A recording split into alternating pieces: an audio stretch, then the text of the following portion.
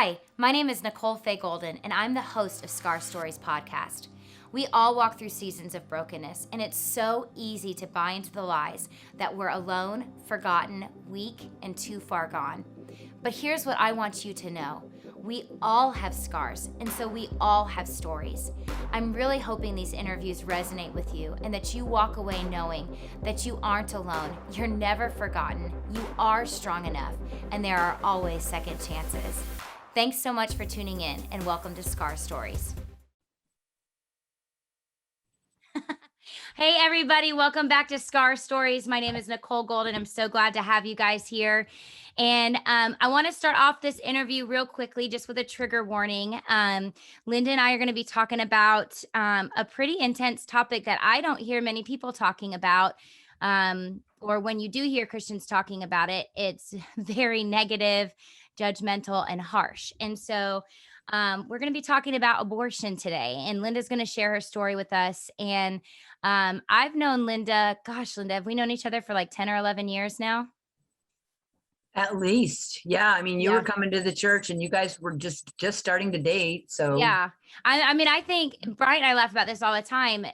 I had just met Bryant. We had literally just started dating.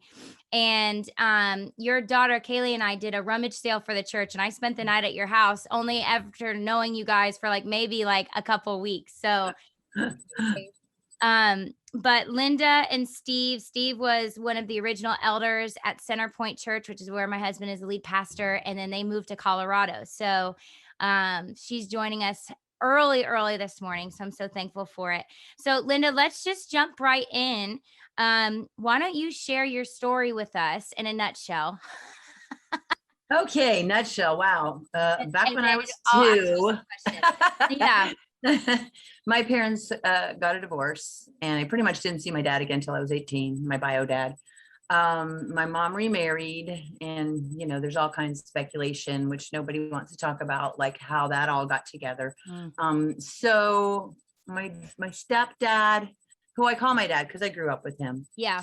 And my mom, broken people and hurt people, as we know, through the years. And my dad has shared with me, as I have kind of come out with some of the things that happened to me, that he was not very nurturing. He was jealous that he couldn't have his little boys. I have stepbrothers that I would see summers, and they were like my best friends. I didn't have any siblings that I lived with until 10, 12 years later. So they were my only siblings, and I'd see them in the summers, and it just would break my heart when they would leave.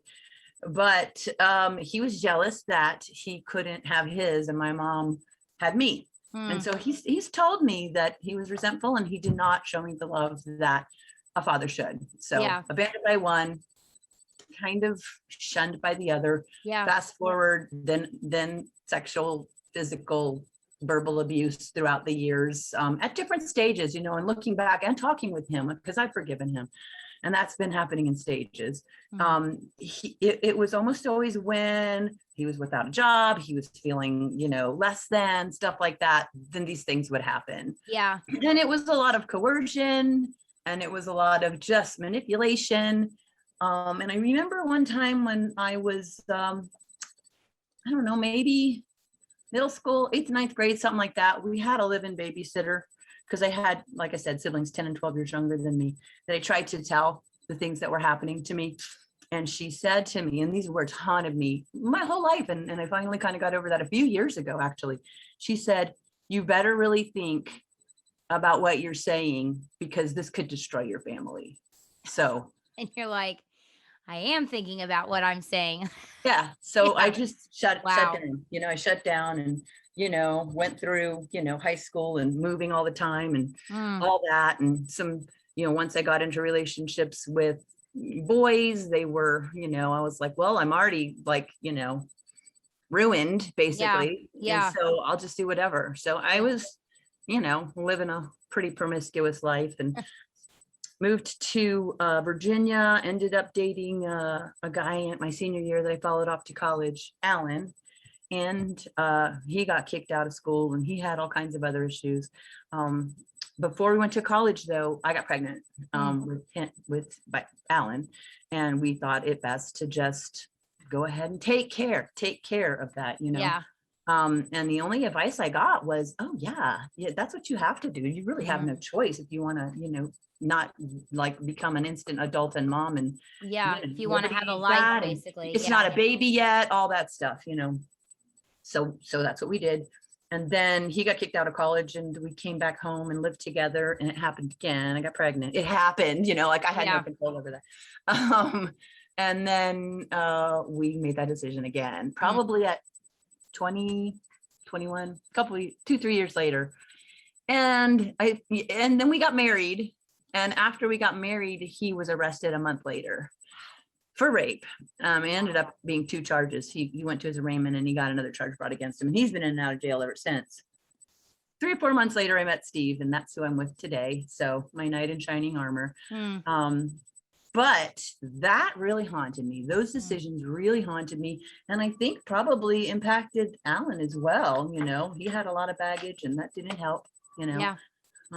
from time to time, I would be like, maybe I contributed to the bad decisions he made. That's just more of the lies that we hear. Yeah.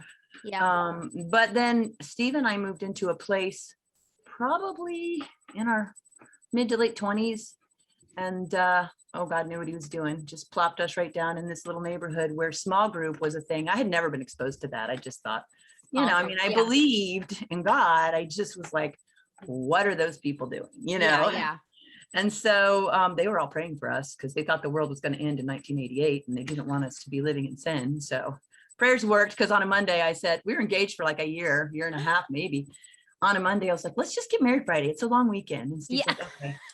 So we got married and now every Labor Day weekend we have, our anniversary over a long weekend. Just, made that decision. And when we got married, he first of all, he wanted me to be completely out of debt and went ahead and married me, even though I still had $400 on a credit card. Yeah. But so anyway, he wanted to wait until he was ready to have kids. And then instantly we were like going to try. And that's when like everything, I couldn't crack an egg without thinking about what I had done, lives Did I Steve had know? destroyed. He knew a little bit. Okay. Yeah, he knew. I think he knew one. I feel it's so weird. Like when I first wrote my story on your Scar Stories, Yeah. Kaylee read it beforehand and she's like, how come you're only talking about one? I'm like, I don't know. It seems less bad or something, And so she's like, no, there are people that have had multiple that, it's okay, Mom. It's okay. Yeah. Yeah. It is what it is. And, Jesus. So, Yeah. Yeah. I love that. It is what it is in Jesus. yeah. So you wanted to start having kids and you just were overcome just I with thought regret and guilt. Yeah. all that, and I thought that God's never going to allow that, because you destroyed life that he sent you. That's what I thought. And then one of my friends told me about another small group. And so I had yet to go to one of these. And she was like, yeah, these women have stories like yours. It was a neighbor that I had shared with, over drinks and whatnot back in the day. I'd shared this story and she had a similar one. And in the beginning, it was really hard to do. Now it's a lot easier. Yeah. But she said, I know this group of women that come from past, they have stories like yours. They've made this decision and they're healing together. It's free. You don't have to pay. And it was Pat Layton who has written Surrendering the Secret. Now it's a full curriculum. Yeah. But at that point, it was just a steno pad, writing prayers down, sharing scripture, praying together. And it just started to feel, I would smoke weed before I went because I was like, I can't do it. Listen, I think that's fully acceptable. Honestly, I think if more of us smoked weed or had a drink before we went to therapy sessions, we'd be a lot more accomplished. I'm not, suggesting that. I'm just stating facts. Anyway. Yeah. Yeah. So, and I remember sitting out there, God, if you're real, help me figure out how to do this because I don't know how to do it. Yeah. This felt so weird, but she was so sweet. And it was back then, it was called Sisters of Rachel. Okay. And she just had these particular scriptures and we would all share our stories. And that's the biggest thing. That's what I learned, people sharing and commiserating and feeling like, oh, it's not just me. I was going to say, I think that's the biggest lie of the enemy, not just in this area of abortion, but really any area. And specifically in those areas that just bring a lot of shame, Yes. that the enemy just wants to whisper to us like you're alone, you're the only one that could have ever done this, like no one else is as bad as you, like just all these things. But then when you get into circles with other people and you start sharing your stories, I think I'm not entirely sure what it is. I can't put my finger on it, but it's almost like, the humanity in all of you. It's just like we're human, we're broken. No one Yeah. would ever choose, you know, in their right minds would ever choose certain things that were chosen, but sometimes we just feel desperate and we do things out of desperation. We do things, you know what I'm saying? And so Yeah. I think there's just like you said, there's a commiseration, there's a I'm not alone, all of those things. So that's Yeah. powerful. Yeah. So I did that. And that was like step one of some healing. I've Mm, gone through lots of different kinds too of healing. yeah. But that was the beginning of it. We got married in early September and pregnant in December. So Wow. Wow. that's like, yes, you can bear a child. It's okay. Yeah. Yeah. And then I was very defensive though of that one. Like I didn't want her to go ever to a sleepover, be Mm, anywhere without me. And somewhere around first grade, I let her go to a sleepover with the understanding I'm gonna come, I'm gonna be there, I might stay at their house, which I didn't do. yeah. But yeah, it's the bits and pieces, definitely. And now you have 3 beautiful children and a grandbaby. Yeah, and another on the way. Wow, that's Yeah, amazing. That's yeah, amazing. Lynn, I've just always been so grateful. You've shared your story for me for a couple different reasons and a couple different ways, and I've always been so thankful for it. And so here's what I want to ask is, well, you already answered one of the questions is like, did deciding to have a family with Steve trigger the emotions of guilt, shame, and regret? So I guess the next question would be then, how did you work past the guilt, shame, and regret with the babies? Like as you had, Kaylee and Tucker and Sarah, um, as you were raising them, did you have like nightmares of the other two? Did you have these pains of regret of what could have happened? How did you work through those maybe feelings and those triggers? well, like I said, that Sisters of Rachel group was the first part, and that was really big. That was that, and we got into church and a particular small group, the ones that were praying for us in the neighborhood. And I just started talking about it. I started talking about it with people.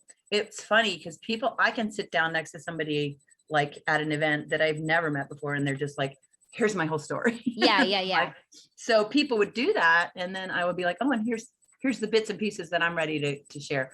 But so that was one thing. And then the other was I got into an outreach ministry for women Mm, in unplanned pregnancies. It was mm, first one was called, now they're different names, but back then it was in Tampa, North Tampa Crisis Pregnancy Center, which mm. they go by something else now. Yeah.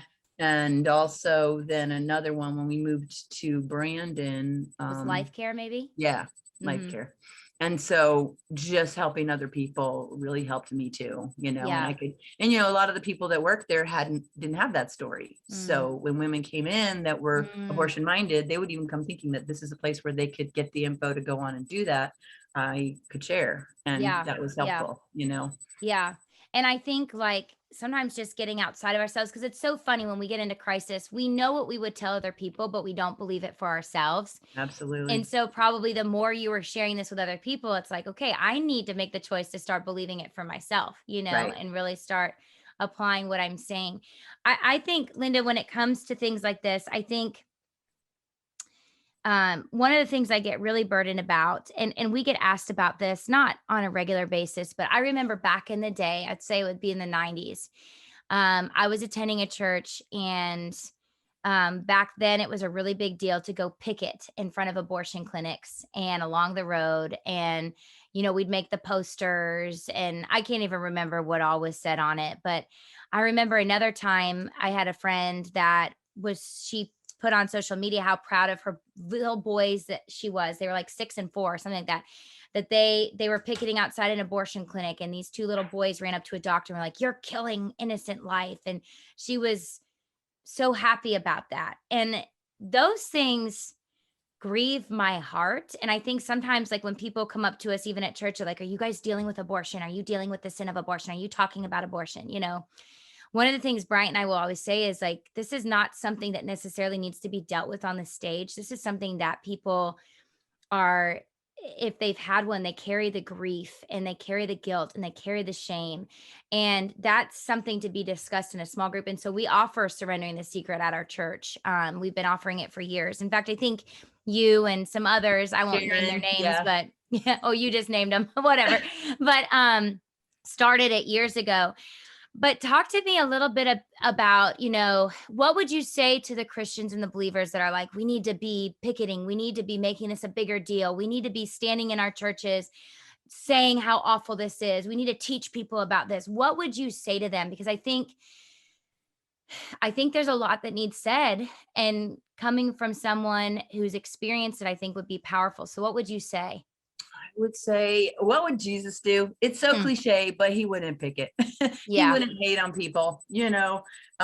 We actually left a church that, not that they wouldn't stand up and preach against abortion, but it was the church we got married in, over in Tampa, and we wanted to sell flowers for a fundraiser, and Mm. they didn't want to let us do it. And one of the pastors even wouldn't counsel against, or give the other information about the center to a particular girl who came, just looking for help. And I Mm. just felt like, you're withholding resources, and that's really not cool. Why did they withhold the resources? I don't know. I don't know. I mean, they wouldn't say, and it got to where they didn't want to meet with me, and so we just was Hmm. like, let's go find another church. But Yeah. I don't think that that's the answer either. Showing hate toward people in any capacity for Yeah. anything. That's I mean, just and not talk to okay. us, Linda, about like, when you had made those choices, like tell me a little bit about the desperation you were feeling. Because I think sometimes people think when it comes to abortion, people are just being cold, like it's Mhm. just like, I'm just going to end this life. But I don't think that that's the case. I think a lot of times there's a desperation, there's fear, surrounding those choices. So can you tell us a little bit about the desperation and the fear you were feeling like in those moments? Well, hindsight, I can look at it and say, I knew, probably that I was not in the right relationship with this person. He had so many struggles that I was just not willing to look at. So part of me was like, yeah, this is probably a bad idea, but let's just go ahead and keep trying, but without babies. Another was that my family was so broken. They did Mm, end up divorcing my stepdad and my mom around the same time. yeah. So, as far as a father figure, or a good wholesome family unit and support, I didn't really feel like I had that in that stage of my life.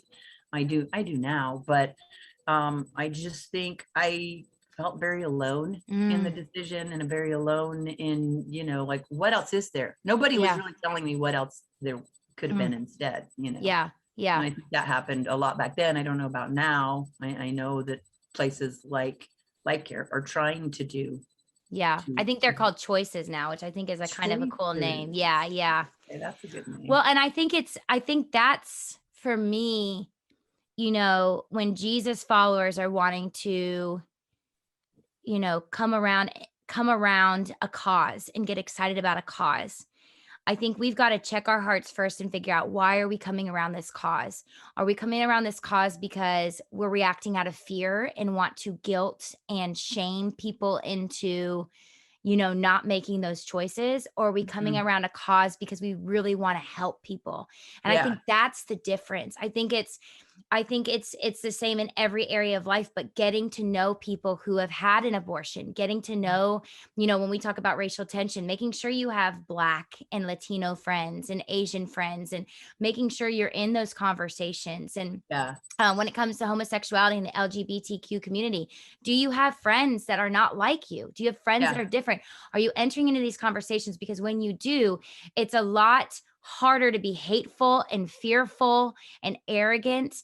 And you can start now looking for ways to help. And I think instead of picketing and being angry, we can start, pouring into organizations like Choices and Brandon or Life Care, or surrendering the secret, and start providing information for people to say like, hey, there's other choices available for you, there's other ways, here's some information, I'm going to walk with yeah, you. absolutely. And Yeah. I agree with that 100%, and How people did are you so afraid of talk what to they me want to. about surrendering the secret? I know I'll never forget Bryant was, he came home from work one day and he had this bouquet of flowers. And I said, "Who did you get those from?" And he was like, "This is the most powerful thing." But he said, "Surrendering the Secret." I think it was about 12 weeks. It just ended. And it was crazy because at the time our church was small. Mhm. I think at the time we probably had at least, I mean, at most 80 people. And there were a good number of ladies in this Surrendering the Secret class. And in fact, I read a statistic, and I'm not sure if it's correct, but you may know, you know, 1 in 4, 1 out of 5 women have had an abortion. Yeah, it might It even be higher. Yeah, it's an insane number. But for our small little church, we had a full small group doing Surrendering the Secret. Mhm. And he brought it home and he said, "Each of these flowers represents a baby." Yeah. They had a funeral and these are in remembrance of the babies. And I know you name the babies, you Yep. mourn them. Talk me through that process in Surrendering the Secret, because I think that's powerful. Okay, so if you fast forward from Sisters of Rachel with Pat Layton, now it's Surrendering the Secret, written by Pat Layton. Yeah. And so me and another person went through that together. Now, like, I don't know how many years later, of course, with grown kids and everything, um, but still at home. So we went through that whole. I think it's a Bible study. I haven't read it in a while. I actually ended up talking to somebody about it last week. Our cleaning person at the cabin Oh, crazy. just poured it all out. And I'm like, I got a book that would probably help you. Yeah. Anyway, she wants to watch this. But anyway, so it was like just a more polished version of what we had done earlier. And it was so cool because, you're walking through all these questions and, realizing, of course, that God loves you in every, no matter what you've done. But I think the added piece was the mourning of those Mm, lives and the naming. Yeah, that was very powerful. So I have names, mm, James and Caroline. mm. And the husbands came on the last, like when we had the funeral and our memorial service, and we released some balloons and did the flowers and all that. And we all prayed together, and it was just so beautiful and powerful. And some of them, either there was one couple that was together that had made that decision, and then a couple of other men who had made that decision with other partners prior to their wives, and they were weeping. They were like, Wow. we talked about how people don't think that men struggle with that, but they do. It's Mm, like my body, my choice, and a lot of times they don't get a say. mm. Um, but yeah, it was very powerful, and it was very freeing. I mean, there's so much to be said for mourning, Yeah. Yeah. And I think there is and something so. closure. Yes, yeah, 100%. What you just said, my body, my choice, and I want to be sensitive because we have a variety of different people who will be listening to this, and some will have had abortion, some will have, considered abortion, Mhm. um, some who struggle to get pregnant and can't imagine, and Yeah. battle that anger and Yep. but then others who do hold to my body, my choice. And so, very lovingly, what would you say to someone who's like, "Hey, it's my body, it's my choice"? Being someone who is experienced now, like it was your body, it was your choice, but there was another body in there. And so, what would you lovingly say to someone who's like, "Hey, it's my body, my choice. I get to decide." And it's not really a baby until X number of weeks. It's just a fetus. What would you say lovingly to someone who's maybe holding to those thoughts? Well, and I was faced with that sometimes as a volunteer. Mm, Well, I'm still going to do this, and I'm like, and it is truly your choice. There are yeah. places that will take care of you, and hopefully, if you do go through with that, you choose a place that's going to be safe, because abortions are not always safe. Mm, But if you have regret, and I feel like with everyone I've ever talked to, you will have regret, mm, um, then we're here. Come mm, talk to me. I want to share with you, and in your the feelings mm. that you will inevitably be going through. I don't Yeah. say you're going to be miserable and grief stricken, because maybe everybody isn't, but if you do end up there, we're still here for you. Come around, and we'll be happy to counsel and That's so talk you through it. powerful. Yeah. That's so powerful because I think some people are like, if you're gonna do it, then you're on your own, like you face Yeah. the con and it's Yeah. again, I love what you said. Like, what would Jesus do? Jesus would not do that. Jesus would be open arms. Like, if you're going to make this choice, I'm still going to be here anyways, Yeah. and, And um, I would also say, get some more information, because mm, I believe the statement that it wasn't a baby, because that's what I wanted to believe. yeah. Um, I didn't go looking for anything else, but that was also, back in like late 70s, early 80s. And you even had to go like out of state sometimes to like Mm, another place to like have that done. And it was very different than mm. it is now. But I would say get some more information so you can make an informed decision, Yeah, yeah. even if it's And hard.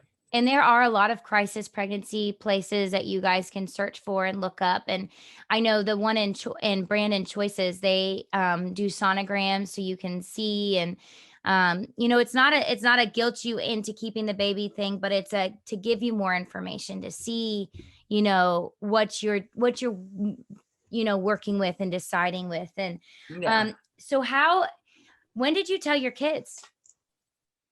I remember when I told Tucker and Sarah, and I think Kaylee got it in bits and pieces. Okay. We were standing in a Target, and I don't remember what triggered it.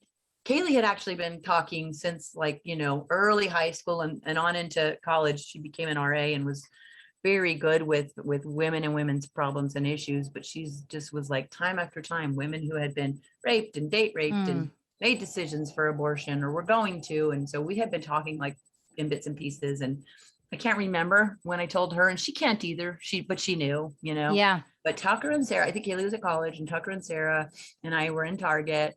And I can't remember which one I told first, but I just told one of them, Yeah. like just standing there with the cart, in like kids' clothing. And whichever one hugged me tight, started crying. And the other one came over like, "What's up?" And then we told the other one. They get mixed up with me because they're two days apart with their birthdays anyway. And they're kind of similar. But so I don't remember who was first, but that it was just standing there in Target. Mm. Just told And them. and Yeah. was that healing for you to tell them? Was that scary for you? Was that Well, it's weird because, even in, here in the past couple of years, I came out with some stuff to my sisters that I hadn't told them yet. yeah. And it's so weird. I just like get to this point where it's just like blurt, just blurt it Yeah. out. Like it's time, it's building and it's gotta go. It's like shit, Yeah. opening a bottle of shaken soda or something. I Yeah. mean, I don't really remember thinking ahead about doing any of it. It Yeah. just was like, this is the time and just do it.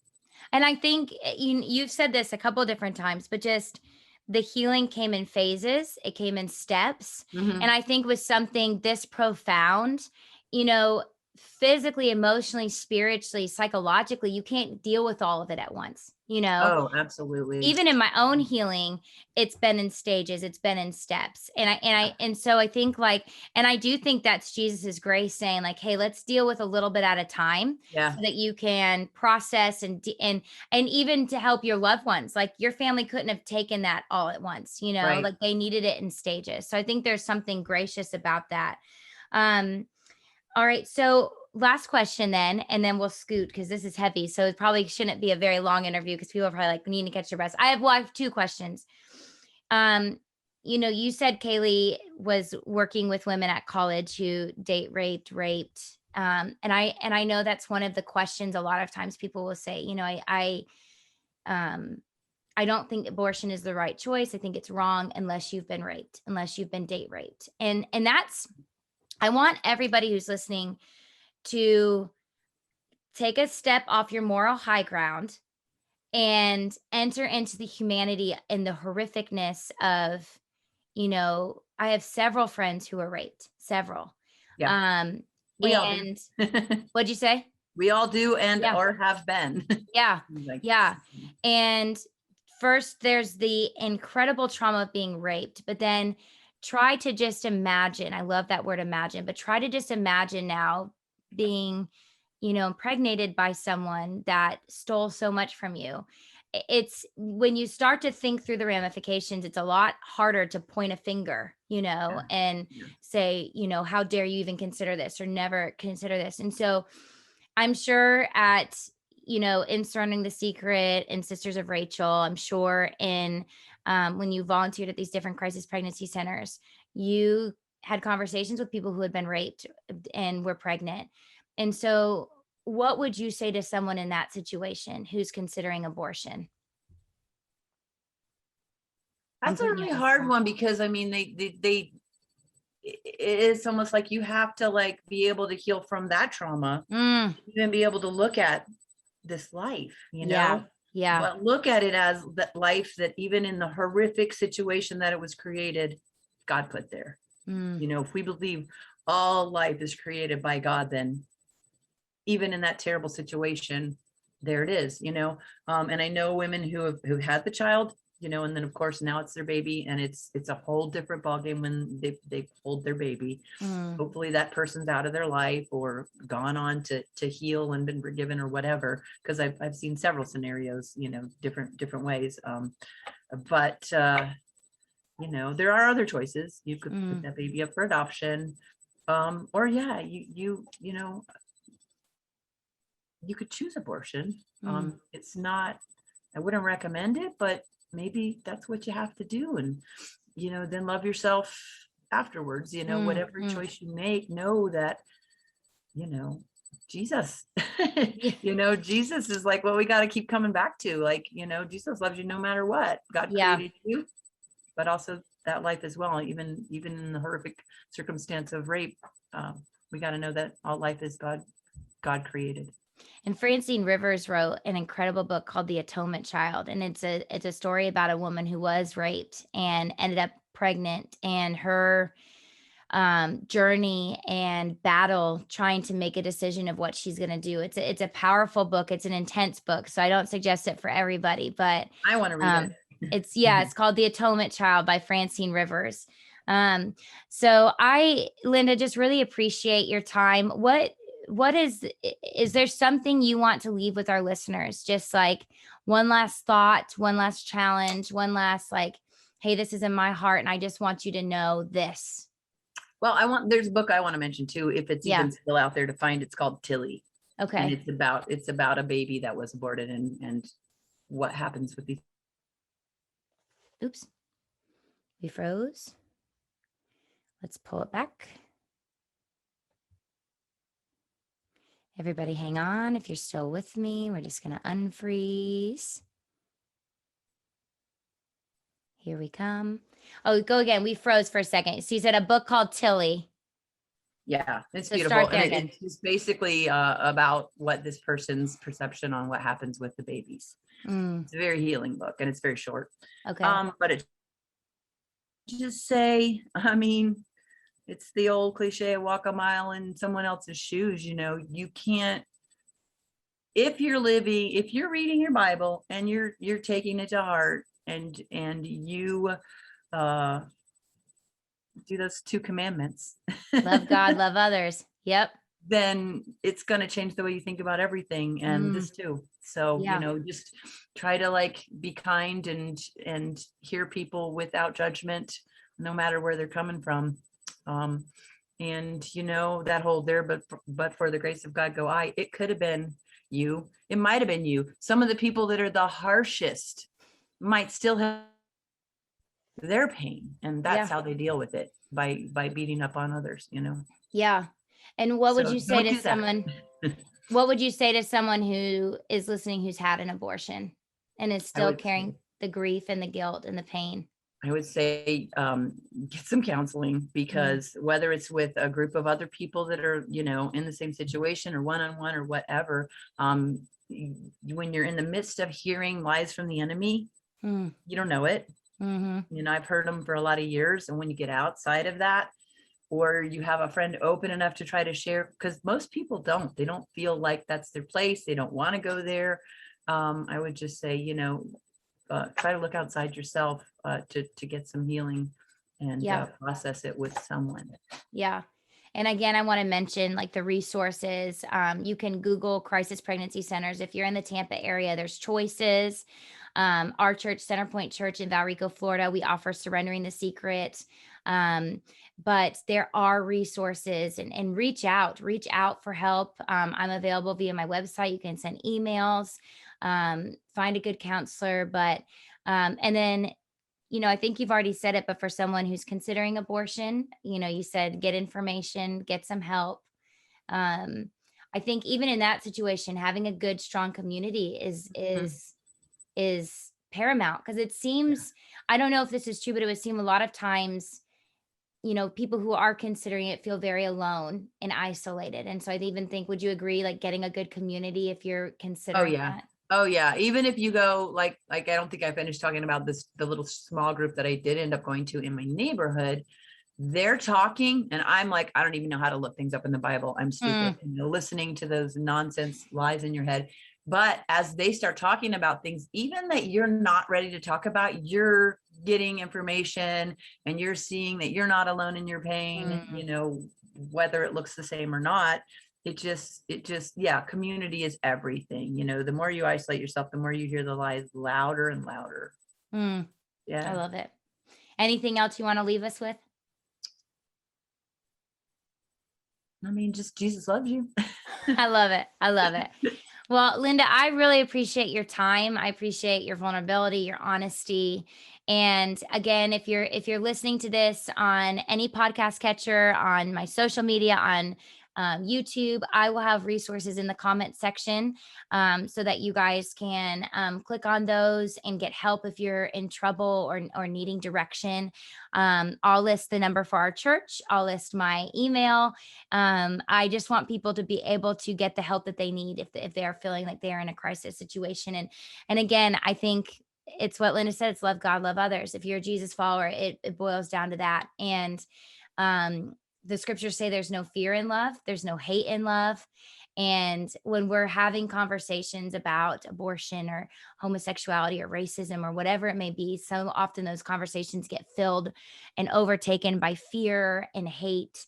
And Linda mentioned it, regret and guilt. Sometimes the people who are struggling the most are the most hateful. And so I think us taking a step back, entering into conversations, listening, hearing the pain, and then really thinking through, what would Jesus do in this situation? He'd love regardless. He'd love, he'd offer himself, he'd be available. And I think those are the most important, powerful Yeah. things. So awesome. Thank you, Linda. You Oh guys yeah. make sure to check out my website, NicoleGolden.org.